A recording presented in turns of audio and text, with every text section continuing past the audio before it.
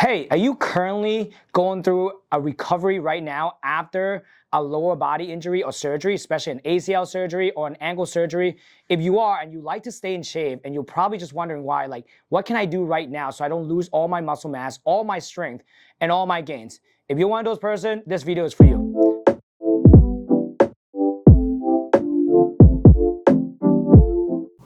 All right, so the first category would be cardiovascular exercises. So for all you athletes out there that like to do longer endurance, guess what? Just because you have a knee injury doesn't mean you need to stop. So the first one we're gonna go over is using the rowing machine.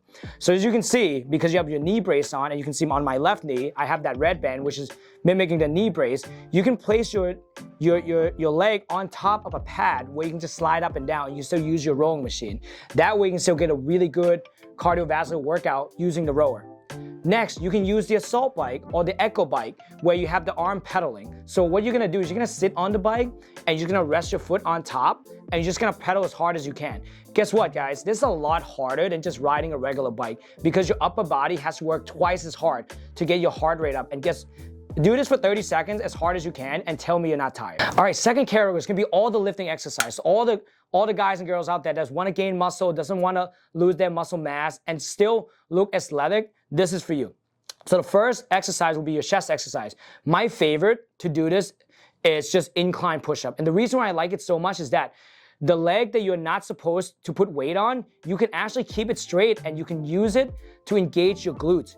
The glute muscle is so important to walking that if you can work your glutes and work your chest at the same time, why wouldn't you do it? So you're just gonna do an incline push-up like I show you, making sure that your hips are tucked and make sure that the left leg, which is the leg that had surgery on, is kicking up straight so you can activate your glutes at the same time.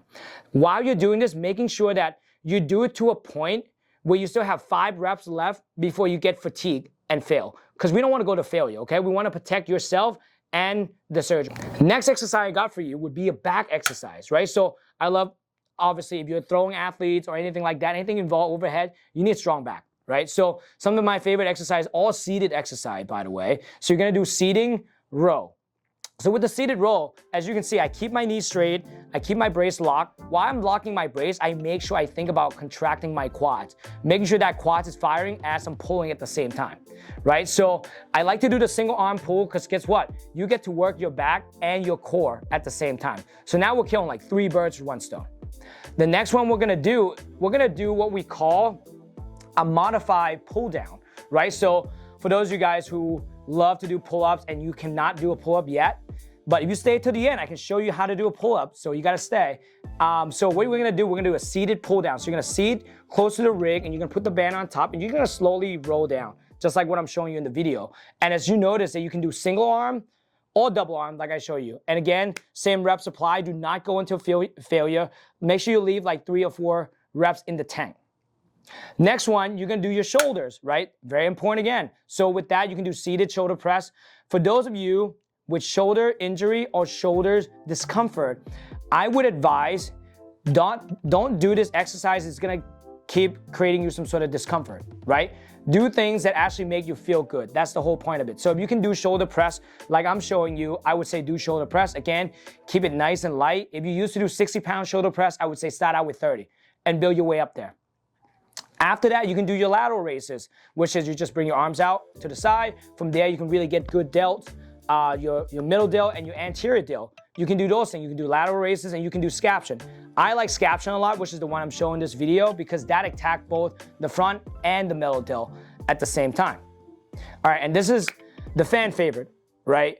Your arms. Everyone want to have good arms. Everyone have good bicep and tricep. Guess what? You can still do it, right? My joke to all my patients who just got knee surgery, especially ACL, I say, your tricep better be jacked by the time you get off your crutches, right? Because we're gonna put a lot of attention on that. So you can still use seated bicep curls. And the most important thing I like with the seated bicep curl is that you get to actually control your way down. Do not try to pump. The fact that you're doing it seated, it's challenging your core. I don't wanna see you sway to the right, sway to the left. I don't want to see you swing the weight. I want you to slow and control. Lastly, this is one of my favorite tricep exercise is the weighted dips or the body dips, I'm sorry. So what you're gonna do, same position, right? You're sitting on the bench, you're gonna slowly walk out. That left leg, it's gonna be straight, just like I always do it. make sure you squeeze your quads and make sure you go down nice and slow, drop your butt, so that way you can engage your tricep and a little bit of your shoulder. So that way, by the time you come up, guess what? You get stronger in your tricep, and if you are using your crutches, it's gonna help you with your gait training a lot. So I'm happy you guys stayed this far. Now you get to see the final thing. But before I say that, I just wanna give you a last message. The reason why we did this video, why I did this video is that to send a message to you guys that are going through this right now. Because I know a lot of people, especially me as a physical therapist, I've seen so many people that come to us that lost hope. They say, I got this knee injury, I got this ankle injury, I can't work out at all. And next thing you know, they just start dwindling down, right? If you are someone who likes to work out, guess what? You still can. That's why we're doing this video.